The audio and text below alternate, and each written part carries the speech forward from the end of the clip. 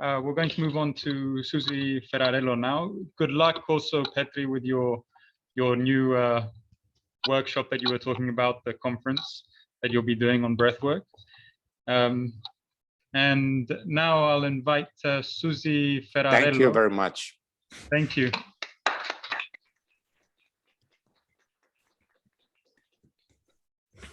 So Susi Ferrarello probably just woke up. She's very many hours behind us. I think what time is it over there now? Well, now it's okay. Now it's 8.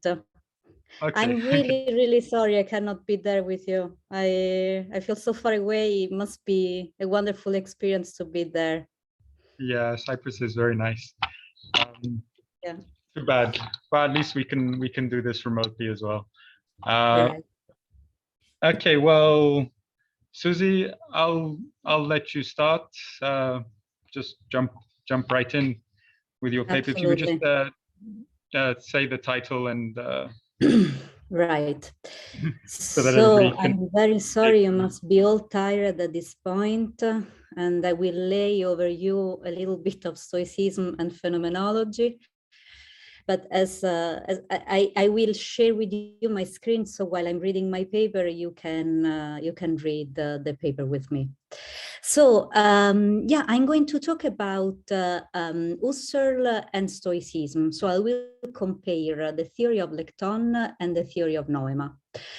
I move away from the theory of breathing, but not that much actually. I keep going, yeah, I keep moving somehow in the territory of how sense, how life informs us in a mindful way. Anyway, we'll see. So let us look at some different scenarios. 1, you forget that the kettle is still hot, almost as a reflect. When you touch it, you say, ouch. 2, while taking care of your garden, you get close to your favorite roses, smelling their petals, a smile comes to your face. 3, your favorite song starts playing in the background while you are doing your grocery shopping. You feel somehow happy, even if you don't know exactly why. The brain takes between 100 to 140 milliseconds to see what we perceive and react to it. In that short period of time, our body prepares to respond to the event in an appropriate way. The bodily response is the closest structure we have to a thought pattern or proto-logic that governs, or more precisely, is part of our actions. Some of the most important thought patterns and related bodily schema through which we live are formed within repeated events that take place in this very short period of time. The first scenario shows the bodily logic behind involuntary pain and its expression. The second scenario points to the logic that our body uses to bring pleasure to itself. The third scenario shows the logic of affections and the power they have to cheer us up, whether we are aware of it or not. These 3 scenarios shed light on positive mechanisms that we use to learn how to function properly in the environment. The problem arises when we have been exposed for a long time to a toxic environment and we have developed sort of self-harming logics, by which I mean a combination of thought pattern and body scheme, such as in the case of abandonment anxiety or post-traumatic stress disorder. Being able to fix those logics requires mindfulness, mindful efforts towards self-awareness. In this paper, I will use Stoicism and Husserl's phenomenology to flesh out the constitutive moments in which our bodily language and its embodied logic react to certain stimuli in order to cope with the environment. Thus, I will consider mindfulness in terms of the fully aware mind one can put into one's own actions, something similar to the Greek phronesis. In particular, Husserl's theory of noema and the Stoics' theory of lekton are focused on this embodied logic that trains human beings to focus on the here and now of their lived experiences. In both theories, we see how the problem of sense, meant as the concreteness, of reality that we encounter in our experience, influences the way we form self-determining reflections that shape our character and the way in which we react to life. Hence, in this paper, I will first show the continuity between Stoicism and phenomenology before moving forwards toward a more detailed confrontation between the theory of the lekton in Stoicism and the theory of the noema in Husserl's phenomenology. Finally, I will show how these theories apply to both the phenomenological and Stoic ethics and what they can tell us about choosing to live a happy, flourishing life. So, continuity between Stoicism and phenomenology. Although distant in time and space, Stoicism and phenomenology have important points of continuity with each other. Husserl openly praises the acuity of the Stoic as a Leben philosophy that, similar to his own phenomenology, proposes a fully rounded study of rationality that interconnects logic, ethics, and aesthetic in one fluid system. According to Madison, the ancient Stoics laid out an ethical system that, as something approaching an ethics of pure practical reason, is prototypically phenomenological. An example of this can be found in the intellectual proximity of Marcus Aurelius' Meditations and Husserl's Caeso articles, as both are designed to ensure progress toward the ideal of wisdom, exercise of reason that will be for the soul analogous to the athlete's training or to the application of a medical cure. Similarly, Cicero presents philosophy as a medicine for the soul, animi medicium philosophia. Husserl too describes philosophical life as a vocational life in which the ongoing clarification of our practical reason brings guidance and meanings to one's life. Both Stoics and Husserlian ethics encourage the sense of responsibility that each individual requires to lead a good life. As Epictetus stated in the opening line of the Enchiridion, the crucial thing to know is the difference between what is up to us and what is not up to us, and learn how, accordingly, to exercise our faculty of free choices, prohairesis in Greek. To do so, the journaling of Stoics, as much as phenomenological descriptions, are spiritual exercises devoted to coming back to the things themselves and raising awareness toward our agency in the life world. To do so, both interpreted the philosophical life as one lived in a lucid and joyful awareness of what Epictetus would call the wondrous fair. That is the word which Eugen Finn, Husserl's later assistant, would call an immeasurable astonishment over the mysteriousness of the being of the world itself. Phenomenological and Stoic logic both focus on the study of this encounter with the concreteness of reality, and they can teach us something of great importance for a mindful approach to life in our life world. Thinking straight and secundum naturam. The Stoic tripartition of philosophy into ethics, logic, and physics is in fact strongly connected to this assumption. Our physical body, as well as being our way of experiencing the world, is strictly shaped by the thoughts that animate our actions in the world. Hence, the adagio secundum naturam points to the healthy direction one has to stick to in life to act rationally. To live a life that is in accordance with reason, the human being has to humor the best part of oneself, as Seneca put it, that is to live life according to nature.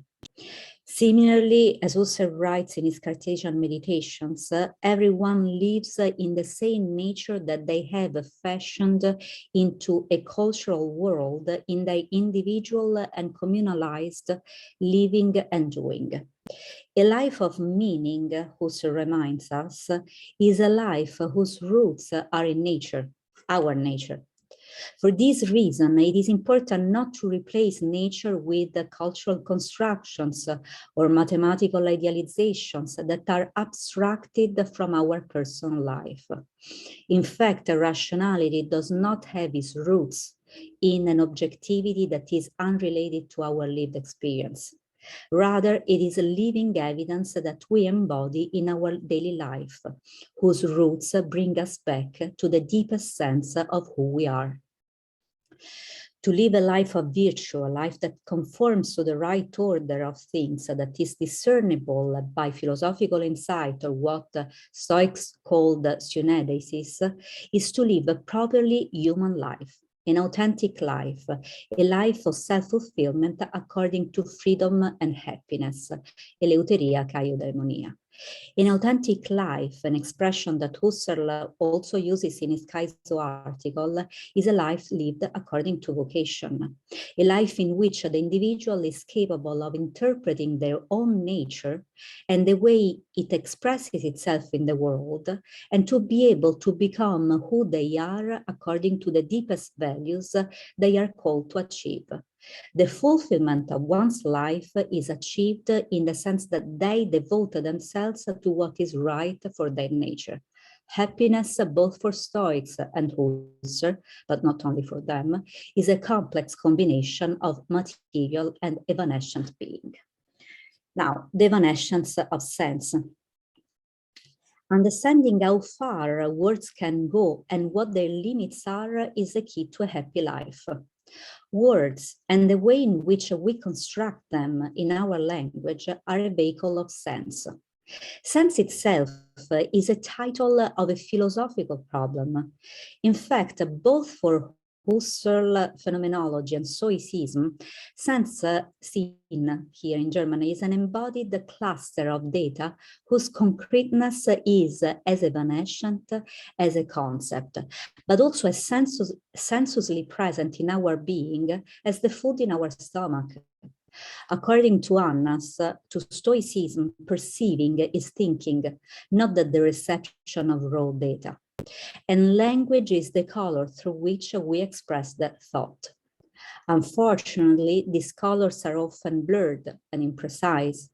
From this, what Epictetus states above follows. Human beings are not disturbed by the things which happen, but by the language we use to color and give shape to that experience. The way in which affections shape our lives is a matter of fact that make our lives as they are.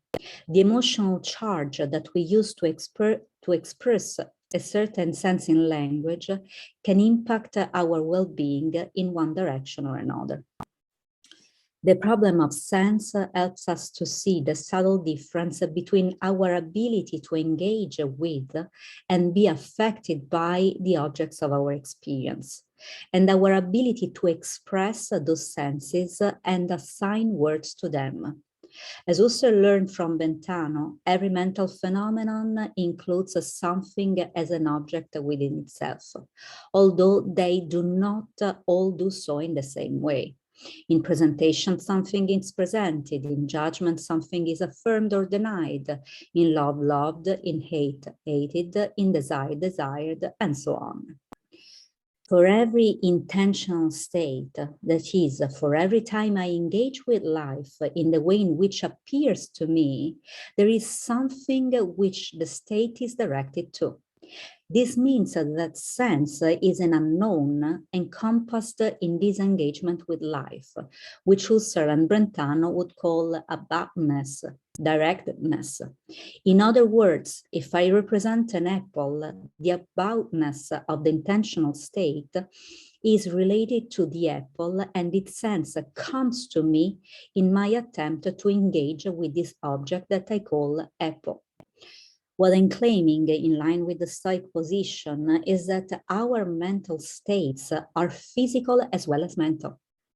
The richness of my reality and its positive influence on my body is determined by the attitude with which I engage with it and try to explain its sense to me. The sense is, in fact, itself a function for which we live or we should live. Being able to live according to nature means to be able to function, Leistung in Husserl's vocabulary, in relation to sense, in a way that is as approximate as possible to what sense demands. Stoic theory of lekton and Husserl's theory of the noema, the problem of sense. We are going more and more inside of what sense means. As mentioned above, Husserl praises the Stoic approach to logic in several places, where he consistently acknowledges the importance of their concept of lekton. Similarly, Deleuze in his Logic of Sense and Sartre in his Being and Nothingness show how Husserl's account of noema presents strong similarities with the Stoic theory of lekton. In fact, both noema and lekton indicate a sense that, although incorporeal and ontologically evanescent, it is embodied in our expression and make our expression alive and meaningful. The Stoic theory. A lekton, literally what can be said, sayable, belongs to what the Stoics call dialectic, which itself is a part of the logical structure of the systema, that is the structure of reality. Lecta are thus bound into the framework of Stoic ontology. As Seneca and other important representatives of Stoic philosophy state, the lekton is something, yet for the Stoic to be something is simply to be proper subject of thought and discourse. A lekton can be said, but can also not be said, in the sense that the lekton does not coincide with language. It might never be said at all, and yet it remains an unperturbed lekton. As Juliana remarks, lecta are conveyed in language, in our minds, they are conveyed in a language of thought. Perception in humans involves lecta, since they imply that we receive an appearance containing propositional content, and also involve our assent to the lekton, expressing the content of that appearance. Perception, in other words, is the way in which our responsible interaction with the lekton starts as we experience the reception of and commit to information about what is perceived. In perception, only one kind of lekton is involved, namely statements or axiomata. With the theory of the lekton, we are confronted with the curious paradox according to which thinking is engaged perception. Thinking equates to the responsibility we take when we commit to be present to what we are experiencing, while expressing this thought in words is not thinking, but is a value activity, for which we assign value symbols, a number, word, a gesture, to what we perceive. The values through which we express our thoughts can be existentials, existent and non-existent, or symbolic, numbers, words, or strictly ethical, positive or negative. This two-step process, committing the engagement and axiological activity, is key to the attitude that we assume when interpreting the sense of the reality with which we interact. The mindful process goes from the reception of sense data to the absorption into propositional form of the sense data received, to a fully fledged thought which constitutes the rational impression in accordance to which there subsists a lekton. If we manage to be as present as possible to this process, we can build a system of thinking that positively impacts our being, or meaningfully more than positively. Creating meanings and expressing them is an embodied process. The lekton of which reality is composed are not pre-given answers, but they are carriers of a sense that affects the subject and eventually enables its dianoia, illuminated mind, to utter what he or she has in mind. Our language finds its shape and expression around the lekton, and so the rational structure of our world mirrors this language. Lecta are not language dependent, but our answer to their input structures the way in which we form our worldview. A lekton subsists and can be expressed in many ways, but it does not need expression in order to be. To use the example of a person who went through a traumatic experience, it takes effort to express fully through speech the lekton of that experience. And until that lekton is fully expressed, the reality would still lack sense or would feel somewhat indistinct. And yet this, embedded with the notion of a lekton as thing which can be said, is precisely the feature which makes the lekton feel right when someone utters the correct expression. Hence, lects are there for us, but at the same time, it would seem they cannot be there for our functioning if we are not capable of creating thought patterns or bodily schema, dance, for example, for an artistic expression, capable of expressing their sense to the fullest. Now, Husserl's theory of noema. Both Husserl and the Stoics' approaches to logic start from the rational description of the concreteness of reality. Eule, matter, as its meaning is determined in the encounter with our experience. Zeno asks, what then is the matter for the philosopher? Namely, how do we understand the elements of our own reason? What are its components and how do they fit to one another? In noemata is the answer that Stoics, but not only then, and phenomenologists would give to these questions. In noemata are the embodied thoughts that refer to the way in which the content of what we experience in the world dwells in us as mental representations. Husserl's word noema, which relates etymologically to the Stoic term in noemata, refers to nous, meaning the mind or thoughts that dwell in our soul.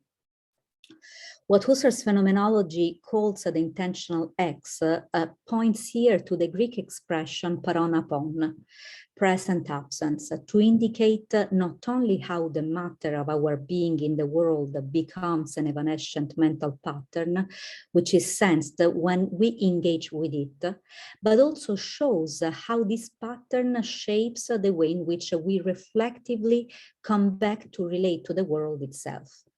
In fact, present absence gives an immediate sense of the problem encompassed in the term intentionality, a property that entails a present that is absent at the same time. When I reflect upon my own intentional X, I set aside the object that is perceived in order to attend to the object as held in my consciousness, an object that is no longer the transcendent object with the same ontological structure, but is the content of intention, of that tension that somehow concretizes the object under a different form, precisely expressed in Greek with the locution presence in absence.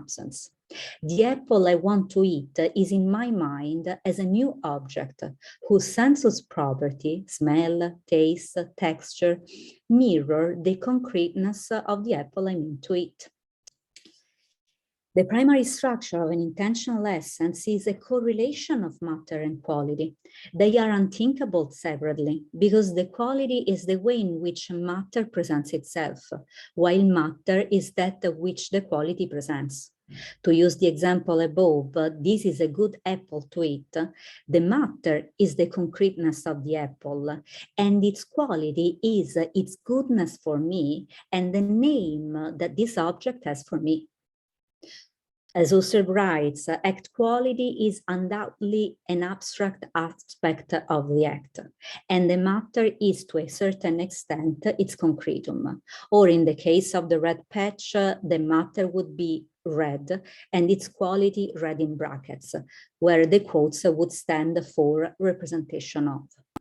The quality can be combined with every objective reference and only determines whether what is already presented in the defined fashion is intentionally present as wished, asked, posited in judgment. The matter must be that element in an act which first gives its reference to an object, but also the precise way in which it is meant. Matter is that side of the intentional essence that it grasps the object, but also as what it grasps it. Yet the intentional essence does not exhaust the act phenomenologically. We could not speak about intentional essences if the fullness or vividness of the sensuous contents did not help to build the act. By fullness, we mean the concreteness of reality as it represents itself to our act of apprehension, and therefore causes the intentional act. The intentional act can be directed to an object if there is a fullness, a concrete object that stimulates that directedness. Similar to the lekton, the noema, so the content matter of the intentional act, is not the object toward which the act is directed, but rather is the directedness and the aboutness that connects my thought to the intended object and enables the hyletic data, the concreteness of matter, to connect with the object. The noema is that through which the object is grasped in all its fullness, while the noesis, as its static noetic moment, is the meaning bestowing act, or the concretely complete intentive mental process correlated to it. The noesis include what Husserl formerly called the quality of the act, but it holds here a larger function because it is responsible for bestowing sense, for constituting the meaning of what it grasps. The concreteness of reality engages with us with adequate apodictic evidence. But to reach it with my meanings, I need to fulfill the emptiness of symbols that my logic uses and make adequate the meaning of my sense to the fullness.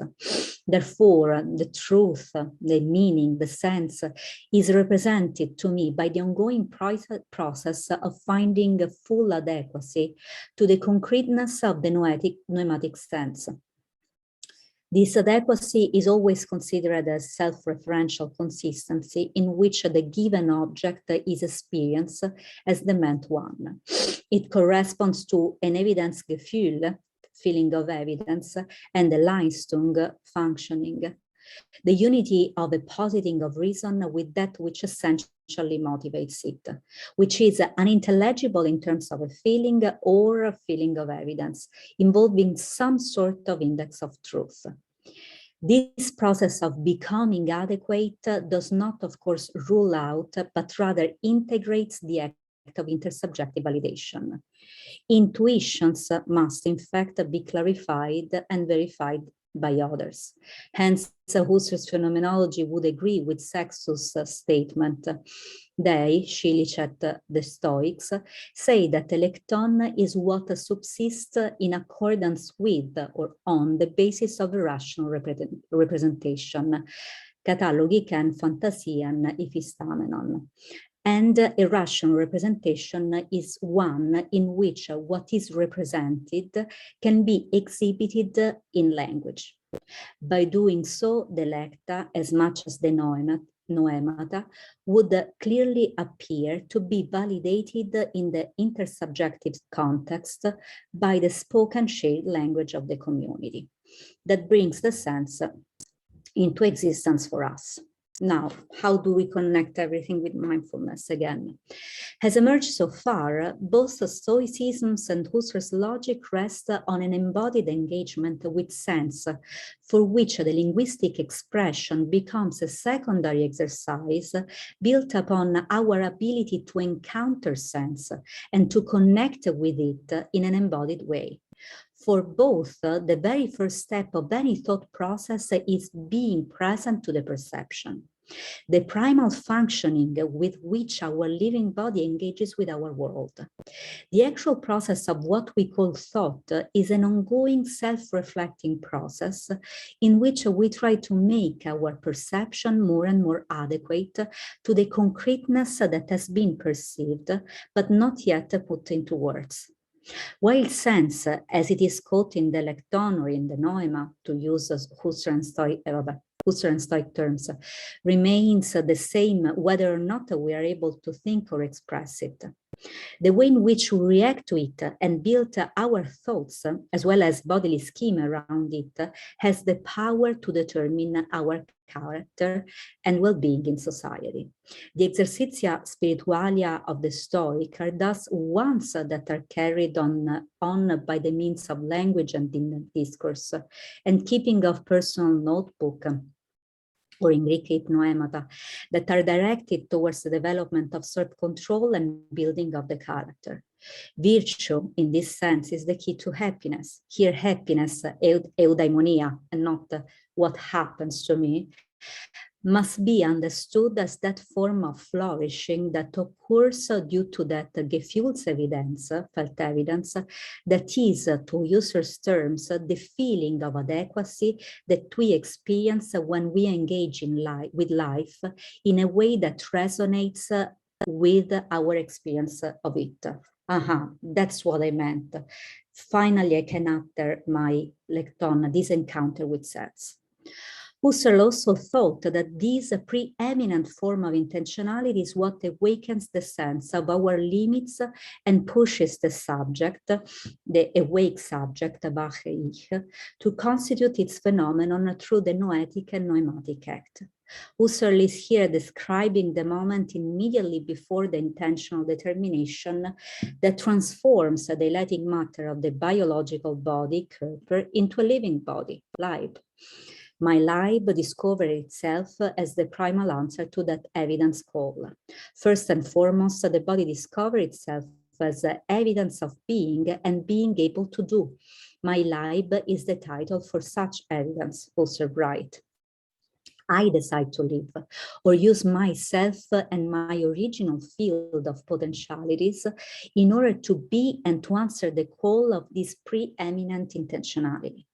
What is necessary to a complete responsible answer is my being awake, active, and free. Happiness is a spiritual exercise. Can I just interrupt you a little bit? We have Sure. we have 15 minutes left for questions. Okay. I don't know how everybody feels about staying a little bit longer, but it looks like you still have another 5 pages or so. Or No, it's this. Can you see it? It's this paragraph. Okay, so yeah, if you could close up swiftly.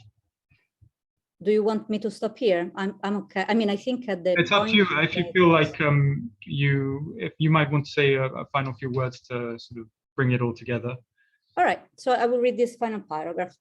Both for Stoics and Husserl's phenomenology, sense is a never-ending problem whose concrete presence we can approximate through language and an embodied feeling of evidence.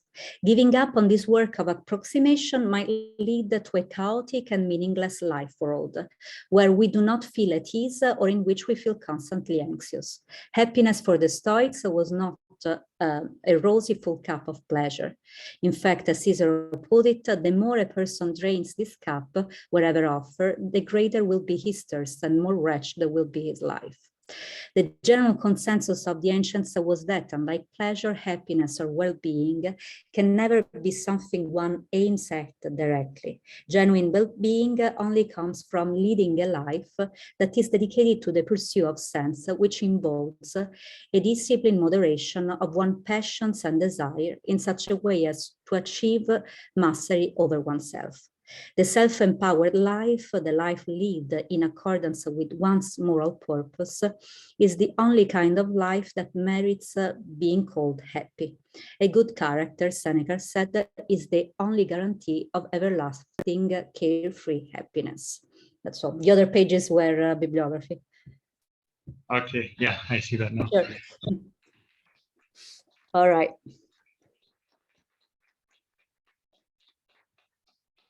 Okay, thank you very much. Thank you, Anna. We have a few questions here in the audience. Okay. Have we figured out how to work the, no? Okay, so maybe it's better.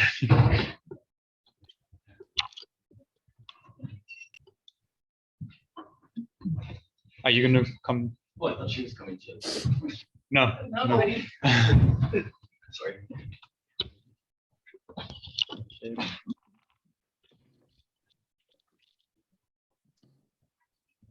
Susie, Hayden Key here. Yeah, thanks for your talk. This is a fairly simple question of interpretation, I think.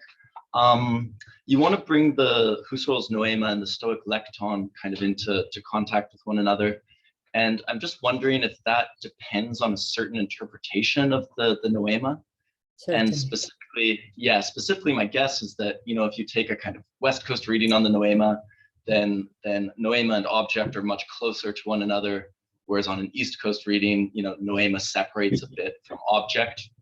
My sense from the talk is that I think if you want to bring it close to the lekton, you have to take the East Coast reading, or pardon me, the West Coast reading, and pull apart object and noema a little bit more than the West Coast does. So am I right on that reading? And, are you kind of comfortable in accepting that, or do you want to say anything more on that topic? Yeah, thank you. Maybe it's useful to write a footnote on that, because of course, if you read the noema in terms of Husserl, for example, the lekton and noema cannot be comparable in any way, because it's more the meaning aspect, the linguistic aspect of the noema that prevails. The noema is what can be literally said and expressed. But if you take Gurvich, for example, the interpretation of noema as these calling for sense, these unknown acts that calls for sense and brings together the meaning, well, then, the comparison is very, very easy. Now, for me, the fact that Deleuze, Sartre, Husserl himself compared himself to Stoics and the theory of noema is a theoretical tool I will use to say to Husserl, for example, hey, see, maybe we are right in interpreting the noetic relationship in a more carnal and bodily sense, which would explain why, for example, Merleau-Ponty went in the direction of the reversibility theory, the schema. It explains how we arrive to a certain phenomenology. While Husserl's of logical investigation, since there weren't many other books yet published in the Husserliana or manuscripts already, edited, led to a certain cold intellectualism that I don't always share, actually. So yes, what you said is completely implied in my talk. And it becomes for me an additional tool to say, maybe it's safer to go in this direction rather than the other one. Yeah. Thanks, Susie. That's a really rich answer to a very simple question. Do you know off the top of your head, where is that point where Husserl compares his own concept of the noema to the Stoic lekton? Yeah, absolutely. There are several places, actually. If you want, I will send you, but we will work together on the book. But the most evident one is the historical critique of ideas, where, he goes through his history of philosophy. And in the first book, because it's in two parts, in the first part, he sees himself close to the Stoics, but there are also more recent version of the Husserliana in which you see him saying, this is very sharp, and I can see some continuity. So I'll send you the more precise references if you want. Yeah, great. Thanks so much. My pleasure. Ciao, Kit. So just following up from that, because that point left an impression on me as well, with the way that you presented the object as quite concrete, and that you spoke of the fullness of it, and that the lekton and the noema remains the same regardless of whether we think about it or express it. And at least for the Stoics, that to me sounds quite foreign, because they do speak of the lekton as the opposite of concrete, as incorporeal. So I was just wondering if you have anything to say with that. Absolutely. So the lekton and the noema are evanescent being. That's the expression I borrowed that seemed very much in common to Husserl and Stoics. The fullness is the concreteness of life. The fullness is another element. The fullness is the eule, the matter, the concreteness of life that triggers the motor for which it creates the encounter with, oh my God, here there's something I can say. Here there's something I can mean. Here there's, so the lekton, as much as the noema, is the new object, is what I can say from the encounter with the fullness of life. Okay. And yeah. So I was just thinking within the noema and the lekton, as you see it, it's as when you describe it as being the fullness of life, it's I don't describe it like this though. That's what I'm trying to say. It's not. Okay. The fullness of life is the trigger. The fullness of life is life. Life that encounters us in a specific way. The result of this encounter, so the uniqueness of my response of the fullness of life, is the lekton and the noema. Is what can be said. I'm not equating the two.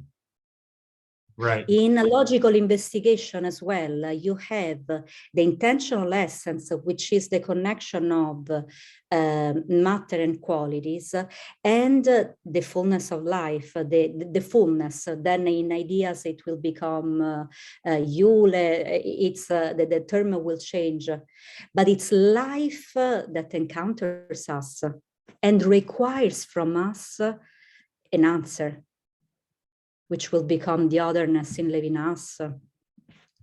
So life, the fullness of life is something like the continuum or just reality. Mm-hmm. And then the noema and the lekton is how we receive that or experience. Is mm-hmm. that how you're absolutely it? Which has its own dignity. It's not ours. That's what I'm trying to say. It's an index of truth, or it's something, it's the Northern Star.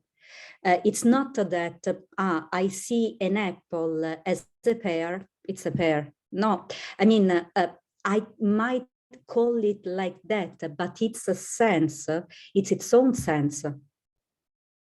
See, this is where I'm having a bit of difficulty to comprehend it, because then if we're talking of the lekton and the noema as being as you describe it, that it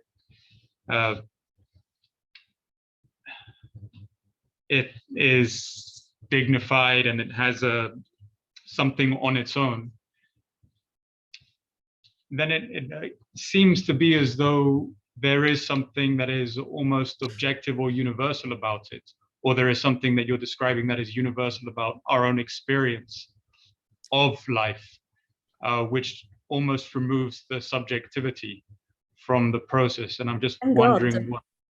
Every once in a while, let's remove the subject. I'll give you an example.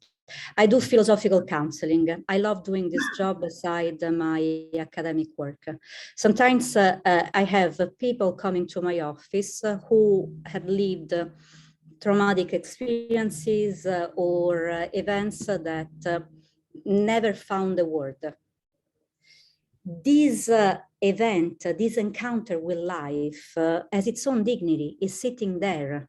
And it didn't encounter yet the logic of their understanding, their ability to bestow meaning upon it. What we do through counseling is to find words to that. I had a client who was feeling mad at her husband for reasons that she couldn't understand. We realized after a few months that finally she said it, finally she found the words to express that sense that was sitting in her. She had a very traumatic experience, completely unrelated from her husband, with other men. And once she uttered, once she found the words, once she found the expression to give a sense to that encounter with reality, okay, that was good. Is it a universal truth? I don't think so. I very like the expression that Husserl used of index of truth. I mean, we get, in our life, we try to get more and closer to this encounter. We try to find an adequate way to meet with this encounter. It's not always easy to express all the meaningful encounters that we have with life, even the meaningless, for what it's worth. Our job is to tune in, to live secundum naturam, to find a way to, the evidence gefühl that Husserl was talking about, to find this feeling of evidence for which, that's what it was. Okay, I'd like to extend that, but I don't know if anyone else has some other questions. Is there anything from? Yeah. Nope. Okay, just then one final thing. You say that it's not universal, but it seems that there seems to be a certain pattern which is common, at least for people experiencing that sense. When you described in philosophical counseling that the woman found her way of being able to utter, and then it had this meaning to her. I see it as having a certain pattern which is common to everyone. There seems to be something at play underneath this whole this discussion, that there are common patterns in which people approach those utterances of meaning. I'm not sure if I expressed that very lucidly. And in that I have no problem. I mean, and also concerning universality, it has been written a lot. I prefer the word general to universal. I spoke about, thought patterns, schemes, schema. We are trying with phenomenology to describe the structure of consciousness without establishing foundations that are bounding. So we try to describe over and over the presupposition of what we are experiencing. In doing so, it would be wonderful to get closer to something as general as possible. Universal maybe, but it's a difficult word. It's a little trickier, but we can get closer to structures. Hopefully. That's why then phenomenology encounter nicely psychology, psychiatry, because you examine different lived experiences and you realize, here there's a structure that can be useful for autism, for example. Imagine the encounter with sense for a low functioning autistic person. There is this encounter, but then the expression, the words, the way to embody it, it takes a complete different route. And thankfully now with phenomenology, we started music projects, dancing projects, well, not only with phenomenology, that allows for different expressions to say what this encounter is.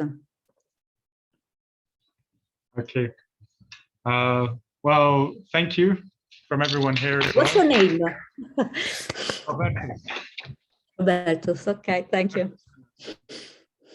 Okay. We have a little bit of housekeeping for Christos to talk about. Okay, well, I would like to thank everyone for a wonderful, even though quite long day. Tomorrow we start a bit early, the reason being because some of the speakers are in the east part of the earth, so we'll resume tomorrow morning, and I think I figured out a way to solve the problem with the microphone, so the sound hopefully will be better tomorrow. So thank you very much. Have a good rest, and we'll see everyone tomorrow morning.